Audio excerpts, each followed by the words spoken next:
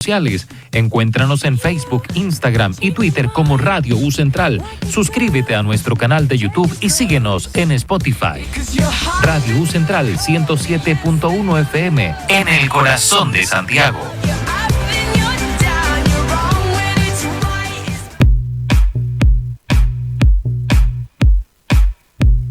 Radio U Central 107.1 FM presenta Género en Disputa. Un espacio de conversación para pensar y repensar el género y la diversidad, donde los roles y estereotipos de las personas son cuestionados. Conducen la socióloga Ángela Morales y la asistente social Verónica Negme. Hola, ¿cómo están? Aquí estamos en un nuevo programa y ya acercándonos a pasos agigantados a final de año, como que se vino de pronto así como una oleada final. Saludamos a Verónica, ¿cómo estás? Hola, bien, ¿y tú, Ángela? Gusto tenerte también acá hoy día también. Sí, saludamos también a Francisco y a David que nos acompañan. ¿Cómo están, chiquillos? Qué bueno. Así que nada, bienvenidos a un nuevo capítulo de Género en Disputa. Estamos acá siguiendo nuestra especial de acercándonos a los temas de las violencias hacia las mujeres, conmemorando un día más internacional contra las violencias hacia las mujeres, y por ello, como saben, hemos dedicado capítulos a conocer más acerca de estos temas. Hemos hablado sobre las violencias y sus expresiones, el cómo poder distinguirlas, abordarlas. Hemos profundizado también acerca de la violencia digital, la cibervictimización. El último programa abordamos la violencia desde las políticas públicas y en educación superior. Así que tenemos que seguir. Hay mucho todavía por conocer, por abordar, y no es un tema que no se acaba, porque es un tema que nos convoca a todas y a todos. Y bueno, hoy queremos, con nuestra gran invitada, que ya voy a presentar, abordar las violencias hacia las mujeres que se manifiestan en un contexto laboral. Para ello estamos acá con Nicoleta Pranzini. Ella es fundadora y directora ejecutiva del Grupo Recrea, coautora del libro Menos es Más, coach certificada del Barómetro de Salario Emocional, diplomada en Gestión Emocional y Biología Cultural, psicoterapeuta con foco en constelaciones familiares y licenciada en Comunicación Audiovisual. Bienvenida, Nicoleta. Muchísimas gracias, qué gran presentación. Siempre me sorprendo de todas las cosas, digamos, que uno ha hecho en la vida, a esta altura de la vida, pero queda mucho por hacer todavía. Así que muchas gracias por la invitación y estoy muy contenta de estar aquí, de poder hablar sobre violencias, como tú dices, en el contexto laboral, porque hoy día tenemos bastante paño que cortar, como dicen, en relación a esto. Así que lo que quieran y yo pueda sumar a este espacio de radio muy interesante que tienen ustedes. Sí, bueno, bienvenida, es un gusto para nosotros tenerte acá. Sin duda que es un desafío. Hace un par de meses ya tuvimos de invitar a la hermana de Karin, Claudia Salcedo, que es la gran promotora e impulsora de la ley Karin. Y ella un poco, además de contarnos sobre la ley Karin, nos contó, bueno, cómo surge y cómo fue la vida de Karin. Y un poco comenzar este programa recordando eso, porque ese hecho tan trágico que conmueve en la vida personal, pero también desde el punto de vista que nos llama a poner atención en dónde trabajamos. Los espacios laborales se transforman en un espacio muy personal también, porque estamos 8 horas, a veces más, compartiendo con personas, estamos conviviendo, el almuerzo, nos llaman a veces las que somos mamás o papás, nos llaman del colegio, tenemos que compartir esas cotidianidades con los que nos rodean, entonces es un espacio que a pesar de que es laboral se transforma en un espacio muy personal también. Absolutamente, la cantidad de horas que pasamos en el trabajo, hay un estudio, que no me acuerdo precisamente, la cantidad de horas que nosotros pasamos en el trabajo es mayor a la cantidad de horas que disfrutamos con nuestra familia o con nuestros amigos y amigas. Entonces, tenemos muchas horas de trabajo, y esas horas de trabajo tienen que ser dentro de un espacio idealmente donde uno se pueda desarrollar laboralmente, pero también personalmente. Seguramente ustedes se acuerdan de que antiguamente era como la pega es la pega, la casa es la casa, y eso es una falacia, absolutamente una falacia, porque no impacta lo que pasa en tu casa, lo que pasa en tu familia, impacta en lo que pasa en el trabajo y viceversa.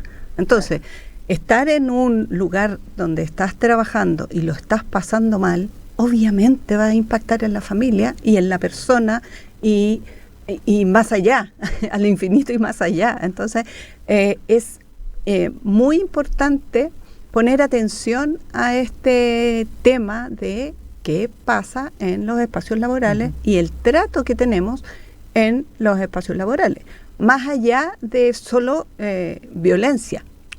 Claro, yo siempre, un poco lo que tú abordabas también, yo siempre digo, uno está más, como decías tú, con más tiempo en el lugar de trabajo con la gente que uno quiere. Entonces lo ideal es tener un entorno laboral, ¿no es cierto?, de sana convivencia, de trabajo en equipo, finalmente, efectivamente, no necesariamente ser amigos, ¿no es cierto?, pero sí tener relaciones que sean positivas, y es súper importante, efectivamente, y que lamentable que hoy día tenga que existir una ley para poder abordar estas temáticas acerca de violencia en el trabajo, acoso sexual, ¿no es cierto?, y acoso laboral, digamos, en donde eso debiera ser per se, o sea, debiera siempre existir como dentro de mi espacio laboral una tranquilidad y certeza y seguridad de que yo puedo desarrollarme tanto profesionalmente como personalmente, porque es inevitable que se traspasen, como dices tú bien, estas temáticas. Sí, absolutamente. Además que hay una cosa que hace un tiempo, a propósito cuando se promulga la ley, tenemos muchas leyes en Chile, no solo en Chile, pero estamos en Chile, que son a raíz de una tragedia. Sí. Ley Zamudio, Ley Emilia, Ley Karin. Entonces, la verdad es que hay una cierta impotencia de decir, ¿tiene que pasar una tragedia para que nos bien tratemos? O respetemos las leyes, o usemos el sentido común. Y eso de verdad es una pregunta que me hizo hace un par de meses atrás mi hijo mayor. Me dice, pero ¿tiene que morir alguien para que tomemos conciencia? Me quedé, claro, parece que lamentablemente los seres humanos funcionamos así, porque podríamos haber hecho prevención. Claro. Podríamos haber dicho, mira, ¿sabes qué? En los trabajos existe esta situación, es real. Repetitiva tal vez. Repetitiva. ¿Por qué no lo normamos? Porque sí, hay cierta normativa, pero si llegamos a esto es porque no estaban funcionando o las normativas o no estábamos haciendo nosotros el trabajo de ser agentes de cambio y decir, stop. Y ahí tenemos todos y todas una responsabilidad. Claro. Y en eso yo quisiera, a propósito que tú tocas el tema de la prevención y de lo que podemos como accionar, quisiera que nos comentaras, ustedes como Grupo Recrea realizaron recientemente una encuesta, que es una fotografía. Eso, iba a decir radiografía, pero sí una fotografía de cómo va la implementación y la percepción que tiene la implementación de la Ley Karin en el entorno laboral. Cuéntanos un poco cuáles son los resultados, qué es lo que has visto, a propósito de que está relacionado con las violencias que sufren las mujeres, porque leía que en la Dirección del Trabajo mayoritariamente las denuncias han sido de mujeres. Sí, sí. A ver, nosotros como Grupo Recrea somos bien curiosas y desde el 2022 empezamos a hacer estas fotografías. Primero empezamos con una que tenía que ver más bien con sobre equidad en las empresas, que eran 3 o 4 preguntas y ahí levantamos una información. A raíz de eso creamos el termómetro de equidad de género, que es una herramienta que todas las organizaciones pueden hacer. Y nosotros hacemos nuevamente esta fotografía de la organización y les contamos qué están haciendo bien y qué no están haciendo tan bien en 6 dimensiones de la equidad. Por ejemplo, la comunicación interna, por ejemplo, la corresponsabilidad, la conciliación, la justicia organizacional, por ejemplo.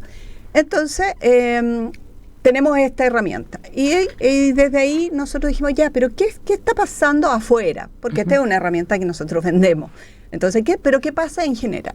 Y ahí levantamos cierta información en torno a la igualdad, a la comunicación, a la conciliación, y nos dimos cuenta que hay interés, por ejemplo, en que las organizaciones propicien la igualdad. Hay interés, pero no necesariamente se ejecuta. La corresponsabilidad en general es un tema que a todo el mundo le interesa, pero las organizaciones hacen algunas cositas, poquitas, como irte un poco más temprano, pero eso no es corresponsabilidad. No. Eso estás propiciando con tiempo, pero no estás educando en corresponsabilidad. El 2023 hicimos otra encuesta sobre equidad de género en la empresa con más preguntas. Y ahí surge el tema de la violencia. Entonces preguntamos si habían sido testigos o víctimas de violencia o de acoso sexual. Y ahí nos sorprendimos porque en general las personas dicen que no han visto nada o que no han sido víctimas. 5% dice sí, he visto o he sido víctima. Pero hoy día contrastamos esto con las denuncias. Entonces, la reflexión, después de esta última fotografía que hicimos este año, es, no lo estamos viendo, no lo queremos ver, o realmente es algo que lo escondemos tan bien que cuando aparece una ley me siento en derecho tal vez de denunciar, ir y denunciar. Porque claramente, si bien esto es una fotografía de percepción, nos llama mucho la atención que las denuncias no condicen con lo que nos dicen en esta fotografía encuesta que hicimos en relación a has sido víctima o has presenciado. Y por supuesto hay una diferencia entre hombres y mujeres, pero tampoco es tanta la diferencia. Nicoleta, ¿y ahí tú crees, por ejemplo, que se da esto? Porque, ¿qué es lo que pienso yo, digamos? Que muchas veces hay miedo de denunciar cuando no hay una ley detrás, porque las consecuencias, por ejemplo, para alguien que trabaja y que necesita su trabajo, puede significar la desvinculación. Entonces, desde ahí no hay una ley que te respalde. Hoy día, por ejemplo, el hecho de que está esta ley, ¿no es cierto?, y tú haces una denuncia, se genera un recurso de protección, por lo tanto no te pueden despedir. Claro. Y eso, por ejemplo, también es entre comillas, un incentivo para poder efectivamente transparentar lo que me pasa. Sí, eso es muy bueno. Sin embargo, también en esta última fotografía encuesta que hicimos, nos dimos cuenta que no hay suficiente confianza. No hay un porcentaje importante, más del 20%, que no confía en que se va a hacer el protocolo de buena manera. En el proceso. El proceso, que no va a haber confidencialidad y, seamos honestas, hoy en día vemos con lo que está pasando en la prensa que se filtra todo. Se filtran casos dramáticos de lo que dijo, de lo que hizo, quién lo dijo. Se filtra todo. Y si eso pasa en la justicia, ¿qué queda si en una organización que se supone que debería velar por los derechos de la persona? Entonces yo comprendo, y no justifico, pero comprendo el miedo a ir y decir, ¿sabes qué? Fulanito o fulanita me está acosando. laboralmente o sexualmente. Porque si ya se filtra a la grande esfera, o sea, ¿qué queda para nosotros? Y ahí yo creo que hay una cosa que hay que resolver y las organizaciones tienen que garantizar que no sea así. Lo que pasa es que la tienen difícil. Y en ese sentido, Nicoleta, ¿cómo la cultura organizacional en el fondo afecta o influye o podría incidir positiva o negativamente en lo que tú estás señalando de amortiguar de algún modo el miedo que existe? Mira, el tema de la cultura organizacional es algo que también nos pudimos dar cuenta que si bien esta ley necesita más tiempo, estamos hablando que de 1 de agosto que entra en vigencia, la percepción es que no hay grandes cambios. Y por supuesto, al 3 meses no puede haber grandes cambios. Sin embargo, creo que para que surjan los cambios se necesita hacer un trabajo más profundo que solo decir: estos son tus derechos, estos son nuestros deberes, y esto es lo que tú puedes hacer, y esto es lo que no puedes hacer, y estas son las sanciones. Se necesita un trabajo más a largo plazo, desde la gestión emocional. Sí. O sea, no basta con que yo le diga, pongámosle un ejemplo, cuando uno cría no va y le dice, no lo hagas. Te va a preguntar, ¿por qué no lo puedo hacer? Y tú tienes que explicarle al niño o niña por qué meter los dedos en el enchufe es peligroso. Dependiendo de la edad, las consecuencias. Pero antes tengo que haber explicado y decirle, mira, pasa por esto. Hay un trabajo enorme que hacer aún en términos de gestión emocional, porque la violencia o la ira es una emoción. Por lo tanto, si yo ejerzo violencia, es altamente probable que esté en relación a una frustración anterior, a los sesgos, a la crianza, a la sociedad. Entonces no es como la ley lo dice. Claro, hoy día sabemos que no matarás, porque sabemos las consecuencias, pero sigue pasando, sigue habiendo femicidios, homicidios. Entonces no basta la ley, se necesita que las organizaciones hagan un trabajo constante en distintas áreas. Podríamos decir multisectorial, es un trabajo biopsicosocial, no es un trabajo solo legal.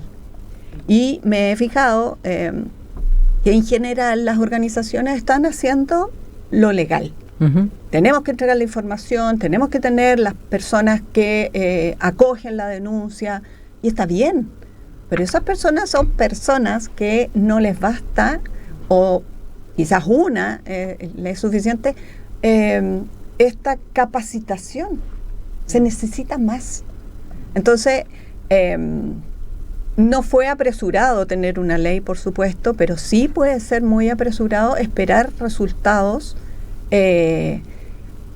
podríamos decir, positivos, porque, ya sabemos, hay miedo todavía de denunciar. Además, tú denuncias y va a pasar, y hemos sabido de situaciones bien tristes que le hacen un vacío. Hacen el vacío. Es que ella denunció. Es que... Entonces, eso es porque se filtra o porque esa persona se toma licencia. ¿Por qué se tomó licencia? Entonces, hay harto que trabajar ahí en términos de las organizaciones, y los cambios culturales, sabemos, yendo a tu pregunta, son lentos, son difíciles. Ahí yo estaba pensando en que la ley, y recordaba la conversación también con Claudia en ese minuto, y bueno, yo también hago charlas de la ley Cari. La ley tiene dos grandes componentes, ¿no? Que uno evidentemente tiene que ver con las denuncias, que tiene que ver más con lo judicial, lo punitivo por alguna. Claro.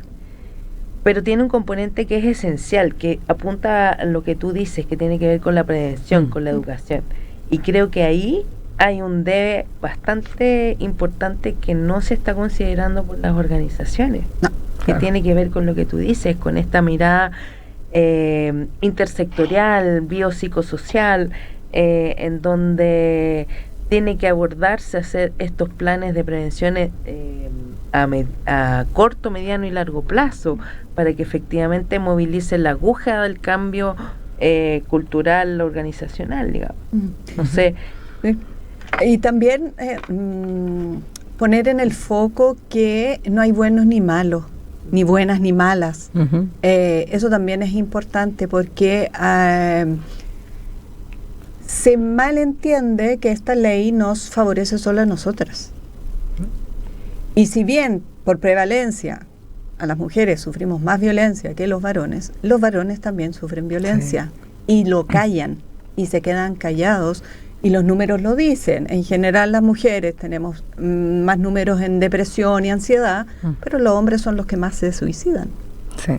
Y ahí también hay que hacerse cargo de esa parte también, desde mi perspectiva, digamos. Sí, yo estaba pensando también que, para las personas que nos escuchan, ¿qué es violencia laboral? Porque efectivamente tú ahora mencionas que, claro, por un lado, ¿no es cierto?, se presenta no solamente a mujeres, sino también en hombres, pero también se presenta tanto en sentido vertical como entre pares, porque de repente creemos, ¿no es cierto?, que la violencia laboral muchas veces se da desde la jefatura hacia abajo, pero también se da entre compañeros de trabajo. Entonces ahí es importante como que las personas que nos escuchan hoy día entiendan qué es la violencia laboral, qué acciones o qué se entiende por violencia laboral.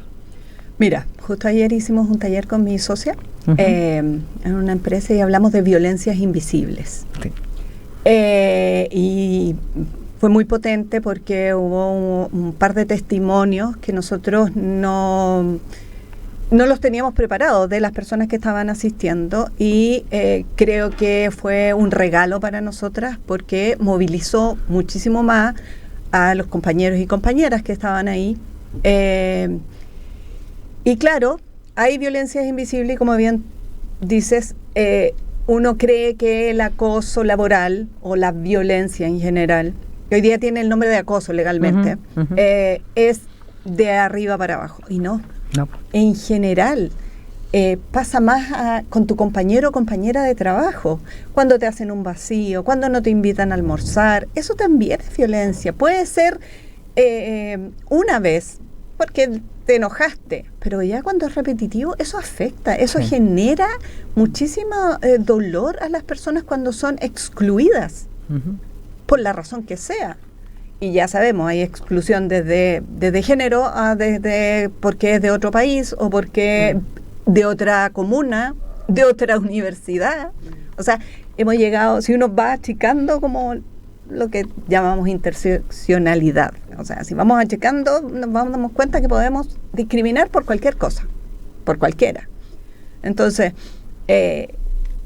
estas violencias invisibles está desde la relación pasivo-agresiva, está desde esto que se llama gaslighting, que es como que hago que te volviste loca, que no es verdad. Y eso no solo pasa en las organizaciones, pasan en las relaciones de las personas, en la casa, con los amigos, con las amigas.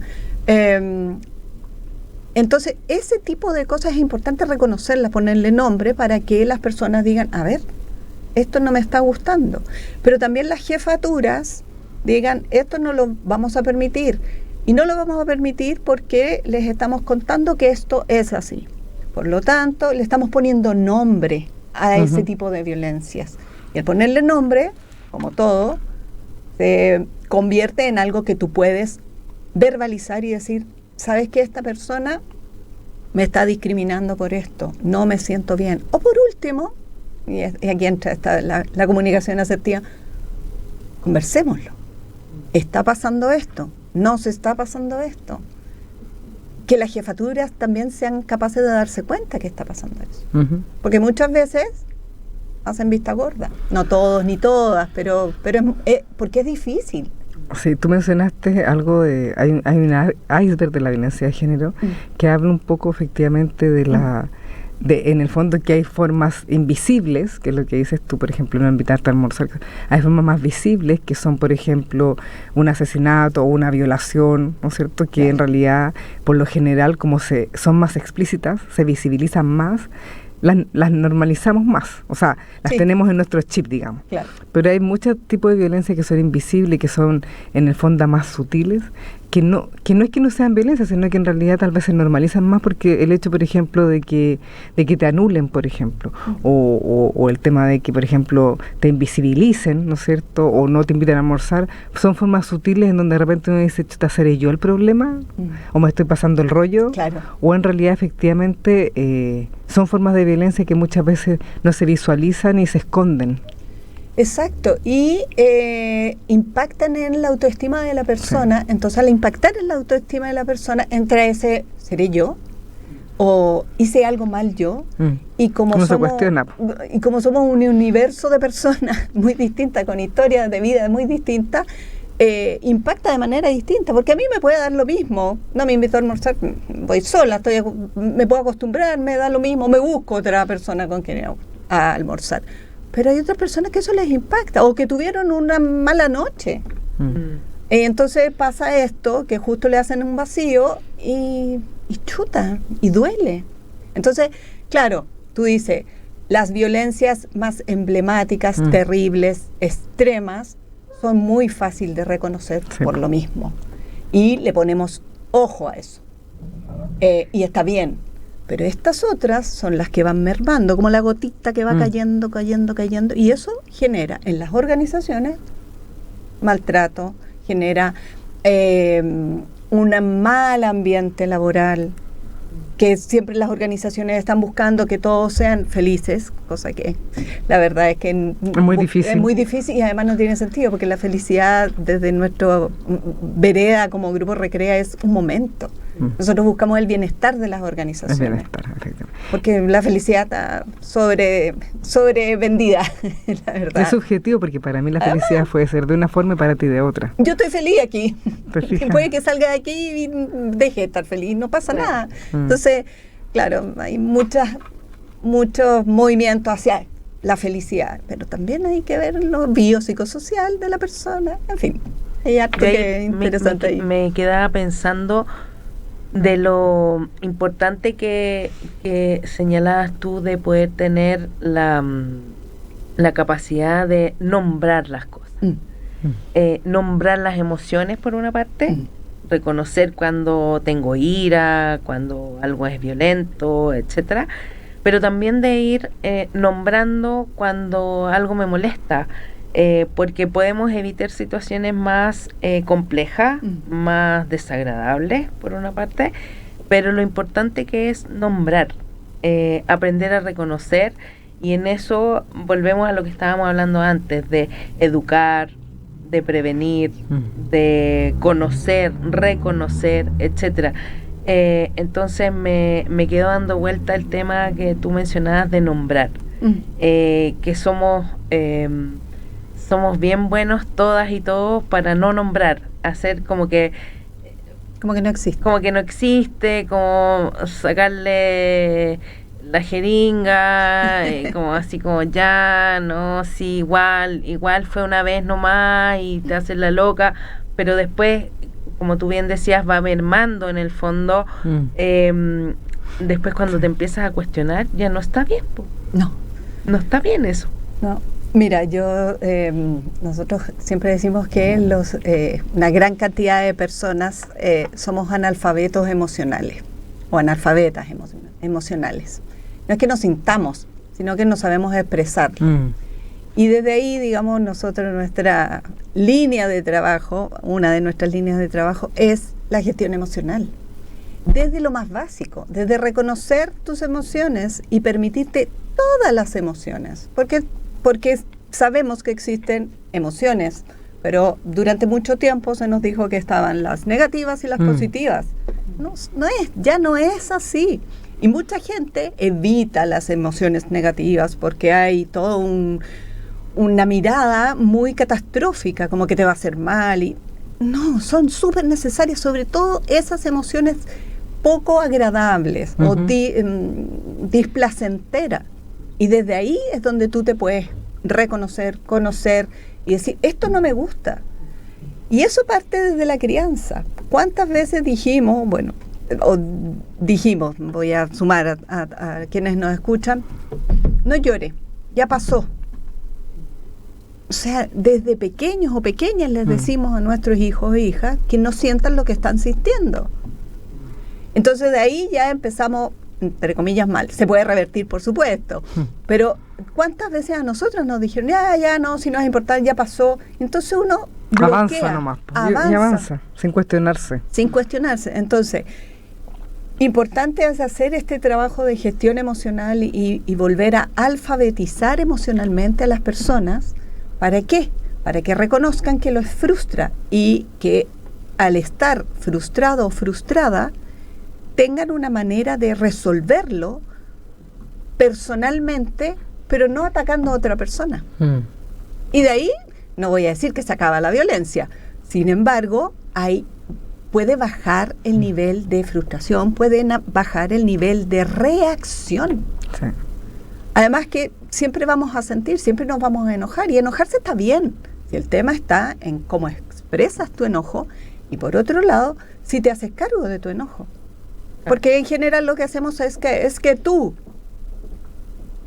ok, sí, algo pasó, uno no se enoja de la nada, pero cuánto de eso que nos pasa, que nos enoja o nos entristece, tiene que ver con nuestra historia familiar, con nuestro momento, porque dormimos mal. Entonces toda esa reflexión se enseña, se aprende y se trabaja día a día, es un músculo a trabajar.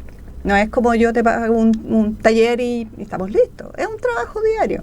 Y yo creo que desde ahí pueden empezar a generarse cambios más sostenibles en el tiempo. Porque si no, el resto son aspirinas, que sirven para el dolor puntual. Pero si no, vuelve a doler. O el dolor se te traslada. Como cuando uno tiene un dolor de estómago y empieza a tomar, no sé, omeprazol. Pero después te empieza a doler la cabeza. Y así. Y el dolor o el malestar se sintomatiza también muchas veces. Exacto. Entonces, el nombrar y decir, estoy enojada por esto, o estoy triste, o estoy contenta, o no sé lo que me pasa, pero voy a indagar, es un trabajo diario. No es un solo taller. Entonces, y el nombrarlo es un... Nosotros en general hablamos de 3, 4, 5 emociones. Hay un mapa que se llama Constelaciones de las Emociones, de un español que en este momento no me acuerdo cómo se llama, un libro precioso, donde muestra cómo se interrelacionan las emociones. Constelación de las emociones. Y en este libro te muestra cómo el enojo puede ser ira, frustración, malestar, los distintos grados de una emoción base. Y así con la tristeza, porque puedes tener tristeza, pena, decepción, y la decepción se junta un poco con la rabia. Entonces, es complejamente bonito, la verdad. Muy interesante lo que estamos hablando, es desafiante también. Sí. Así que no vamos a ir a una pausa y seguimos indagando y profundizando en este tema. Ya volvemos.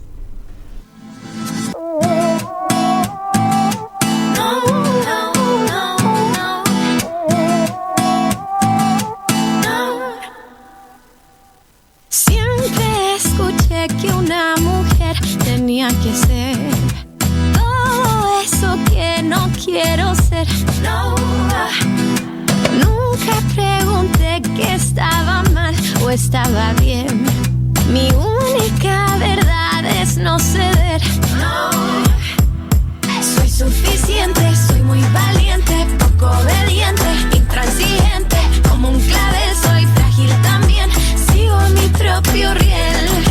Soy esa voz que habita el dolor, acaparadora, controladora, como un vaivén débil, fuerte a la vez. No voy a complacer.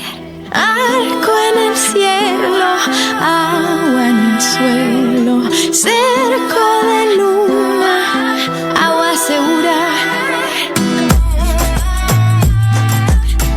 Agua segura. Agua segura. De niña me decían que el silencio era el poder de todo aquel que busca esconder. Mi madre me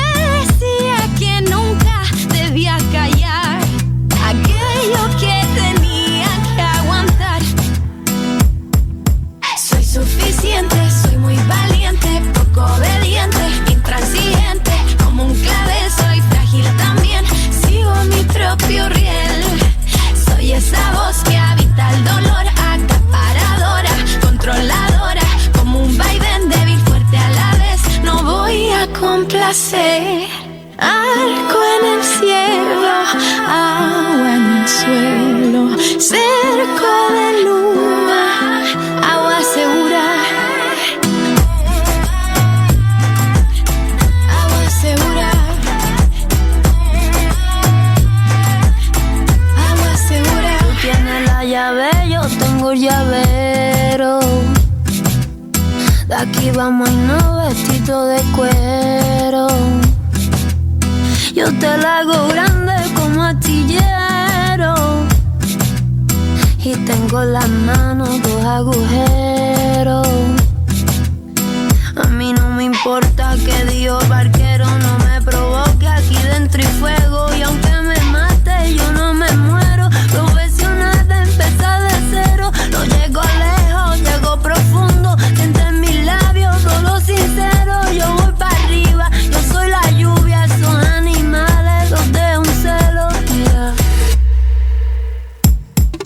Soy suficiente, soy muy valiente, poco obediente, intransigente. Como un clave soy frágil también, sigo mi propio riel. Soy esa voz que avisa el dolor, acaparadora, controladora. Como un vaivén débil, fuerte a la vez, no voy a complacer. Arco en el cielo, agua en el suelo, cerco de luna, agua segura. Ya estamos de vuelta con Género en Disputa.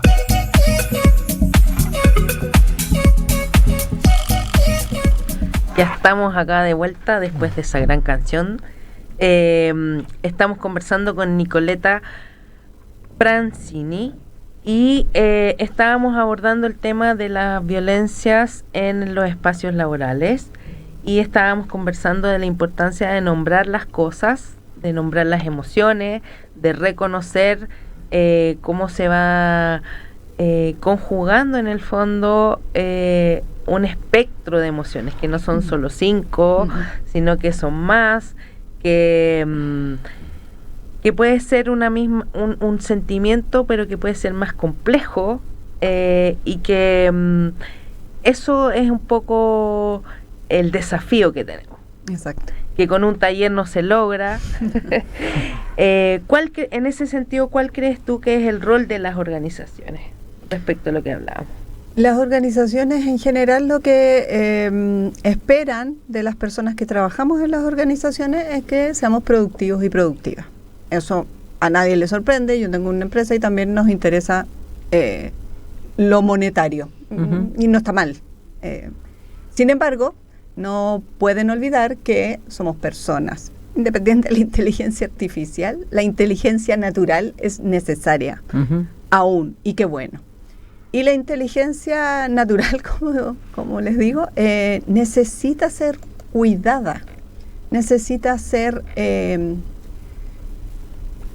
capacitada. Es una palabra que no me gusta mucho porque es como de capaz, pero tiene que ver con el desarrollo de la persona en no solo lo técnico. Antiguamente se hablaba de habilidades blandas y habilidades duras. Yo no puedo estar más en desacuerdo con esto de blandas y duras, porque finalmente lo blando en general uno lo relaciona a algo como poco potente en general. Entonces nosotros hablamos de habilidades personales o relacionales, porque eso es lo que somos seres que nos relacionamos. Y para eso necesitamos aprender a relacionarnos. O a desaprender cómo nos enseñaron a relacionarnos, que eso también es un gran tema. Porque aprender en general, los seres humanos aprendemos con distintas facilidades o dificultades. Pero desaprender, creo que eso es lo más difícil. Y es ahí donde las organizaciones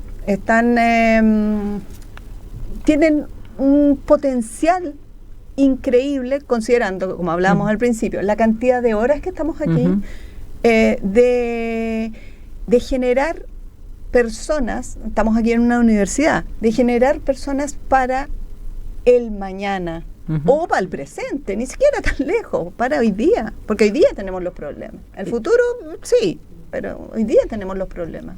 Sí, yo creo que ahí también es importante lo que hablábamos hace poquito en el break, digamos, musical, de validar las emociones. Sí, claro. Y ese es como también creo yo el llamado a las personas que nos escuchan hoy día, de que en realidad es súper válido sentirse feliz, pero también sentirse angustiado, arruinado, como digo yo, y que en realidad aprendamos no pensar que hay emociones positivas o negativas, como decías tú, sino más bien es que las emociones son diversas. De repente podemos estar arriba, como digo yo, de repente abajo, hay días en que no me siento bien o que estoy cansada, entonces también como desde, obviamente, lo laboral, es como decir, oye, hoy día en realidad pasé una mala noche, mi hijo está enfermo, por ejemplo, no tengo mucha paciencia, así que les pido, por ejemplo, es súper válido de repente que uno tenga un problema familiar, o al revés. A mí me pasa que de repente llego a mi casa y digo, oye, vengo arruinado, agotada, y que también los que componen el grupo familiar entiendan que tal vez para uno no es un buen día, porque no hay buenos días, ni malos días, como decías tú un poco. O sea, efectivamente de repente uno está en un mal momento, tuvo alguna discusión que te afectó, entonces la mamá o el papá no siempre tienen que llegar contentos a la casa, que todo está bien, o incluso a nivel laboral, no siempre uno puede estar bien. También tenemos derecho a que hay días que no son buenos, como digo yo, o tan malos, o qué sé yo, pero en el fondo también como validar entre nuestros pares, entre nuestro trabajo y también entre nuestra familia, de que de repente hoy día no tengo ganas de hablar porque no me siento bien, me duele la cabeza, o no fue un buen día, como digo yo, o la verdad es que estoy feliz, compartamos la felicidad. En general se tiende a compartir más las emociones placenteras más que positivas, ¿no es cierto? Pero bueno, de repente también uno no está bien, po, y también hay que normalizar eso. Absolutamente, y hacerlo dentro del círculo familiar es un círculo seguro, esperamos que sea un círculo seguro, entonces donde uno pueda decir, ¿sabes qué? Vengo destruida o la palabra que arruinada, y explicarle a los componentes de la familia que eso significa que necesitas que te den 5, 10 minutos, 15 minutos, lo que sea, de estar a solas, que no te vengan a hacer preguntas, que no te pregunten qué hay de comer o qué vamos a comer, por ejemplo, porque es una pregunta recurrente, lamentablemente todavía, para nosotras, o que te atiendan. Que te atiendan, que te traigan un vasito de agua o el paracetamol para el dolor de cabeza, o solo esos 10, 15 minutos que uno agradece de silencio, pero eso tenemos que saber pedirlo. Sí. Y entonces, para saber pedirlo, yo tengo que saber que lo necesito. Y a las mujeres nos pasa mucho que no nos permitimos muchísimas cosas. Dentro de eso, sentir. Dentro de eso, sentir, pero dentro de eso, validar que estamos cansadas y que no podemos hacerlo todo. Se nos entrega este don de multitasking. Es un error. No podemos hacerlo todo, no debemos hacerlo todo, y es el principio fundamental del estrés y el cansancio. Hay unas campañas que a mí no me gustaron tanto, que hablan, digamos, del tema de la corresponsabilidad, de la conciliación y de la carga mental. Sí. Pero también hay mucha responsabilidad, y aquí varias se van a enojar conmigo, de la carga mental. También somos responsables, porque es como, no, yo lo hago, yo mudo, yo hago la comida, entonces... Claro, si a mí alguien me dice yo hago todo, yo, perfecto. Descanso. Entonces, y a veces hacemos críticas porque es como, oye, hay que comprar la cartulina. Es que no era esta. Y nosotros somos bastante críticas. Entonces también hay que hacer un mea culpa desde ahí. De la carga mental, sí, sabemos cómo funciona, no la voy a explicar. Pero también veamos cuáles son nuestras propias responsabilidades como mujeres, de cuánto nosotros malcriamos hijos e hijas e hijes. Entonces, el permitirnos decir, sentir y normalizar lo que nos está pasando es una conversación diaria. Necesaria. Y muy necesaria. Y eso en los espacios laborales también es importante, porque estaba pensando que es súper poco común que uno diga en un equipo de trabajo, no estoy hablando que uno lo publique al director de la compañía, pero en un equipo de trabajo uno puede decir, ¿sabes qué? Hoy día tengo un mal día, tratemos de, no sé, o denme tareas más de administración, no sé, estoy inventando. O pregúntenme, mándenme correos porque hoy día no quiero contestar, no tengo ganas de hablar. Claro. Pero eso se establece. eso es una reunión donde hablamos de este tema, guiamos este tema, pedimos ayuda a personas que saben hacer esto y establecemos, porque nos pasa a veces que se hacen talleres, nosotros hacemos talleres de este tipo, y nosotros siempre esperamos también que se les comunique cuál es la intención, que no es como, oh, ya, que lata, otro taller. No, la intención es para todos y todas tengan la oportunidad de estar mejor y confianza. Hay un término que es seguridad psicológica en las organizaciones. Es un tremendo tema la seguridad psicológica, pero por supuesto, para que eso exista, la persona se tiene que sentir cómoda de expresar lo que le está pasando, de expresar sus ideas y que no venga, y ahí volvemos al tema de la violencia o del acoso, que venga la jefa, en este caso, o un compañero de trabajo y menosprecie lo que tú estás proponiendo. Ahora yo creo que ahí es súper importante algo que mencionaste al principio y que yo totalmente de acuerdo, con la comunicación. Sí. La comunicación desde el respeto. Es decir, si a mí algo no me molestó, ser capaz de decirlo, obviamente de una forma sutil para que tampoco el otro se sienta atacado. A solas. Sino más bien es decir, oye, mira, sabes que esta situación no me pareció, yo creo que hubo una confusión, o me gustaría que lo hubiésemos conversado antes. ¿Por qué? Porque eso también permite, en el fondo, por un lado, no quedarte tú con el enojo, digamos, sino expresarlo, y para que la situación no se vuelva a repetir. Entonces, desde el punto de vista laboral, yo siempre digo, desde el respeto, comunicar también cómo nos sentimos. Si yo sentí que me pasaron a llevar, no es fácil, no es para nada fácil, porque de repente uno tiene muchas veces miedo de que o te juzguen o te tipifiquen de una forma, y ahí hay que ir evaluando cómo uno lo puede ir haciendo, conociendo a tu compañero o jefatura o quien sea en realidad, de cómo podría reaccionar frente a una situación así.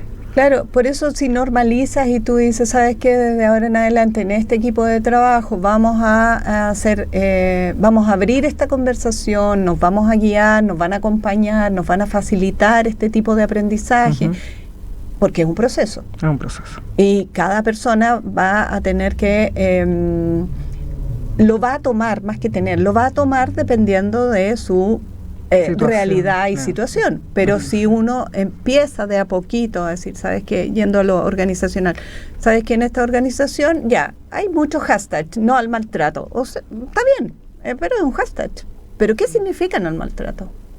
Y si desde las altas esferas de la organización sí hay maltrato, no hay un relato ejecutivo coherente, entonces no se cae todo. Porque puede ser que, no sé, que la gerencia les interesa que haya un hashtag, tanto. Estupendo, es una bonita insignia, es un bonito condecoración, pero en realidad las personas que trabajan ahí lo sienten así. ¿Cómo se lleva a cabo? ¿Cómo se lleva a cabo? ¿Cómo se comunica? O lo que también hemos visto, que se comunica algo para afuera, pero adentro no es coherente. Sí, pasa mucho. Y pasa muchísimo. Entonces, las personas dicen, pero si, no sé, vierais lo que pasa acá adentro. Entonces, claro, es como hashtag no más violencia, pero tú sabes que hay casos.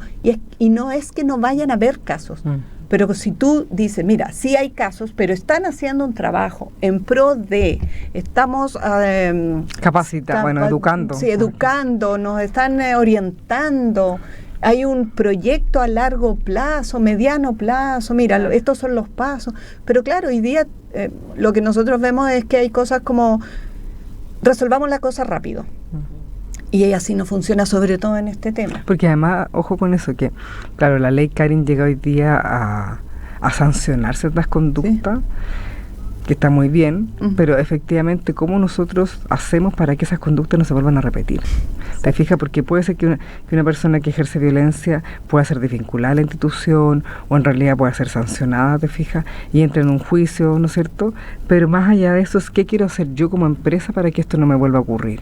Para no tener las mismas situaciones. Entonces, claro, ahí es donde uno, por un lado, educar, sensibilizar, generar espacios en donde podamos, por ejemplo, efectivamente visualizar cuáles son las acciones que más se repiten y como empieza a hacernos cargo, no desde la denuncia o desde que tenemos 7 denuncias, entonces hay que hacer algo, sino desde en realidad que realmente nos interesa que estas situaciones no se repitan o no ocurran en nuestra institución. Exacto. Y también tener el criterio de realidad de que sí va a seguir pasando, pero porque no es un cambio automático, que sería maravilloso, y que es a largo plazo. Exacto. Por ejemplo, en pandemia, la salud mental. Era como, la salud mental. Y hubo organizaciones, de hecho, nosotros hicimos una encuesta sobre qué estaban haciendo y qué habían hecho las organizaciones en relación a la salud mental. Y lo que descubrimos es que, claro, hay organizaciones poquísimas, un porcentaje muy pequeño, que ha sostenido en el tiempo las acciones en relación a la salud mental. Pero también nos sorprendimos que a pesar de esto, lo hicimos el 2024, este año, que hay organizaciones que no hicieron nada. Y cuando era como la salud mental, o que era bonito el hashtag, como la salud mental lo primero. Y ahí nos dimos cuenta que es un tema que se tomó en algún momento como una aspirina, y era porque estaba de moda. Y eso pasó en todas las organizaciones. Y eso que genera frustración. Y entonces el tema de la salud mental no es un tema a corto plazo, no es un tema de personal, no es un problema tuyo que tú tienes que ir al psicólogo o psicóloga. Si lo que te enferma tiene que ver en la dinámica, y es biopsicosocial. Y el colegio o la universidad o la empresa donde estás puede ser uno de los factores. Claro.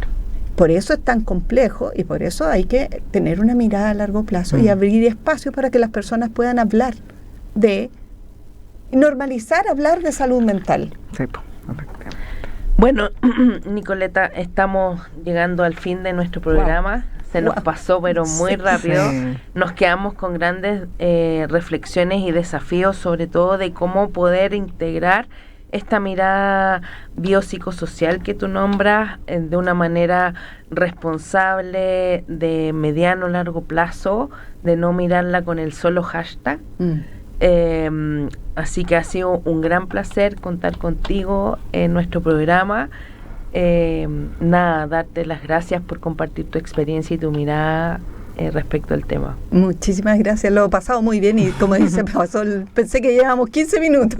Pasó volando. Sí, cuando quieran yo vengo a conversar. Conversar no me cuesta nada, así que muchas gracias por la invitación, honrada de estar aquí y muy contenta de poder abrir esta conversación a más personas y no quedarnos como en el grupo más reducido. Así que agradecida de esta oportunidad de venir a la radio. Muchas gracias. Súper, sí, ahí está como el llamado también a las empresas, ¿no es cierto?, organizaciones, a tomar un poco universidades y todos los quienes componemos en el fondo los distintos campos en la sociedad laboral, a involucrarse un poco más también, no desde la ley, sino desde el sentir, desde la empatía. Yo creo que eso es súper importante. Así que involucrarse. Agradecerte también por la gran conversa, muy interesante. Muchas gracias.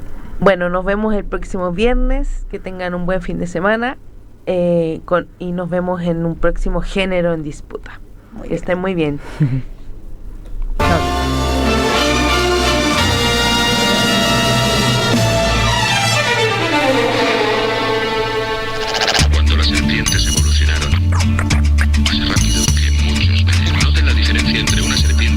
Y otra que no lo es por las marcas que deja.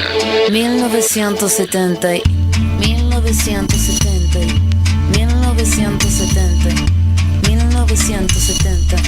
Nací un día de junio del año 77, planeta Mercurio y el año de la serpiente. Signo patente tatuado y en mi frente que en el vientre de mi madre marcaba el paso siguiente.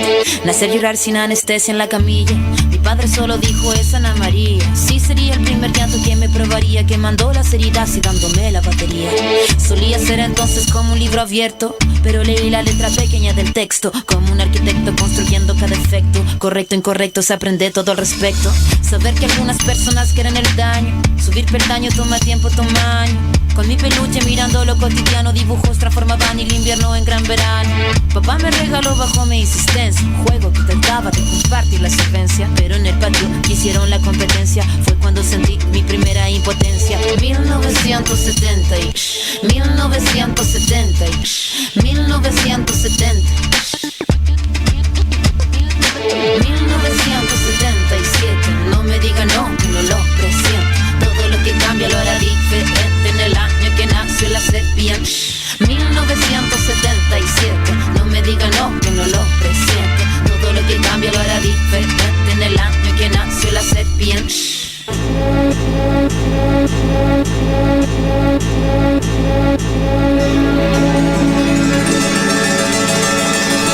Mi adolescencia fue una etapa bizarra. El cuerpo es batería y la cabeza guitarra. La orquesta narra una tonada quebrada para la mirada de una niña que solo talla espada. Hormona disparada, sobrepobladas de información que cambian temporadas. Caminas encrucijada, cada cual en su morada preparaba la carnada. La sagrada diablada de mirada encabronada. Mi fila la verdad nunca buscó su silla. Mi búsqueda fue mero proceso de pura pila. Pupila de poeta que marcó nuestra saliva. En la cordillera que miraba la salida. La parada militar de paso monótono. Colores policromos, los uniformes de poco tono. De tono mi cuestionamiento, la voz y sonó, no. Mi primera rima que sonó y me enroló. Mi búsqueda no fue para mi cosa de escenario. Fue algo necesario y que marcaba ya mi fallo. Así que tú hablas más de lo necesario. Fue cuando entendí que todos quieren ser corsario. 1970 y 1970 y 1970 1977, no me diga no, que no lo presiento. Todo lo que cambia lo hará diferente en el año que nació la serpiente. 1977, no me diga no, que no lo presiento. Todo lo que cambia lo hará diferente en el año que nació la serpiente.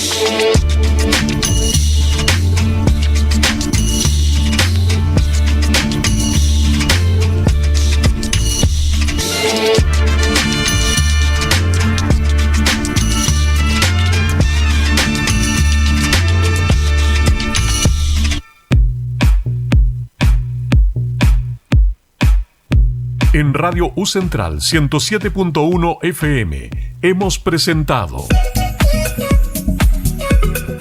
Género en Disputa. Un espacio de conversación para pensar y repensar el género y la diversidad, junto a la conducción de Ángela Morales y Verónica Negme.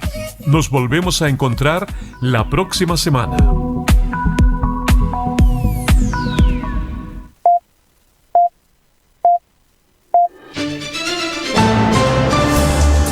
A esta hora en Radio U Central nos conectamos con el acontecer internacional. Actualidad, cultura, política, economía, los hechos que marcan la contingencia mundial, en la voz de los periodistas de nuestra alianza informativa con la cadena alemana de noticias Deutsche Welle.